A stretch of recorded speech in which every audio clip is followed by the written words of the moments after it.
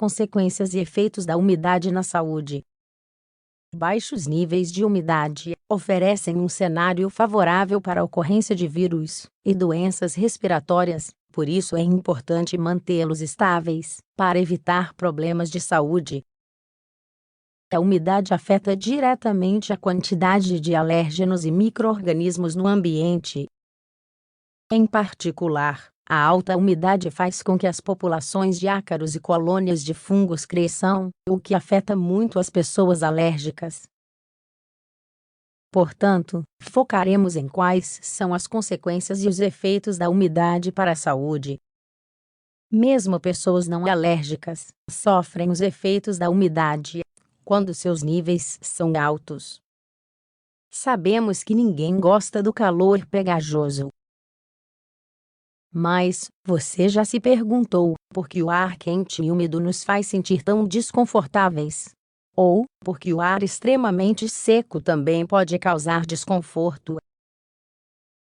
É importante manter os níveis de umidade dentro de uma faixa específica, para que os extremos não nos afetem.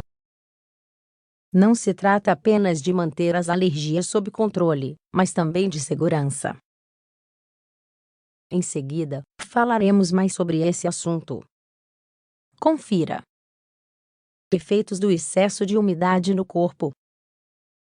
Uma das razões pelas quais a umidade torna o clima quente mais insuportável é que, quanto maior ela for, mais alta será a temperatura.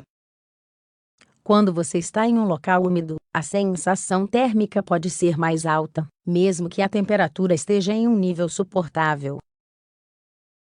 Mas, por que ela nos faz sentir mais calor? Para entender isso, precisamos saber como nosso corpo nos resfria ou como regula a temperatura. Ela ajuda no resfriamento do corpo. A transpiração, um dos principais mecanismos de resfriamento do corpo, só funciona para nos resfriar se a água produzida, quando a temperatura subir, for excretada pela pele e evaporar. Assim, é aqui que entra a umidade.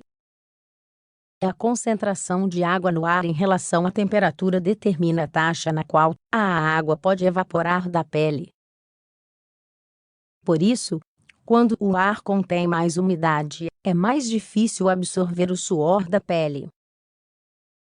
O resultado: suamos e suamos, mas, em vez de sentir alívio, apenas nos sentimos quentes e pegajosos.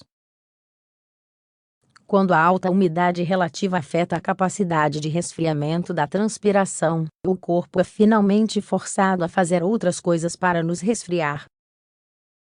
Quando a transpiração não funciona para nos resfriar e continuamos a esquentar, o resultado é superaquecimento. Isso causa a perda de água, sal e compostos que o corpo precisa. O superaquecimento ou exaustão pelo calor pode causar desidratação e desequilíbrios químicos no corpo. Quando o quadro de superaquecimento é grave, pode resultar em cãibra, síncope ou desmaio, exaustão ou fraqueza e insolação. As principais maneiras de evitar superaquecimento são, antes de tudo, levar em conta não apenas a temperatura, mas também o índice de calor. É essencial beber muita água, reduzir o esforço de uma atividade física, e se refrescar observando quaisquer sinais de fadiga ou aumento do pulso. Quanto mais seco o ar, mais rápido ele esfriará, e mais frio seu corpo se sentirá. Além de criar um ambiente mais confortável, os alérgenos que costumam prosperar em condições mais quentes e úmidas também são reduzidos. Efeitos da baixa umidade no corpo. Enquanto em muitas áreas, não é incomum ver uma umidade relativa acima de 80% durante o verão, os meses de outono podem trazer níveis tão baixos quanto 20%.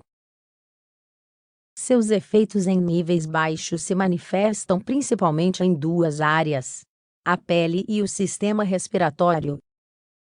Entre os sinais que indicam a manifestação de baixa umidade no sistema respiratório estão passagens nasais secas, garganta irritada ou arranhada, maior disseminação de doenças. Por sua vez, os efeitos da baixa umidade na pele são apresentados através de pele seca, lábios rachados, olhos secos. A umidade, alta ou baixa, pode ter consequências negativas para a saúde do corpo. Lembre-se, a umidade relativa depende da temperatura. Esses dois fatores estão integralmente ligados, e as mudanças em um afetam o outro. Manter um nível de umidade relativa entre 35% e 50% é geralmente o ideal. Isso não apenas permite que o corpo funcione normalmente, mas também evita o crescimento de alérgenos, como ácaros e mofo,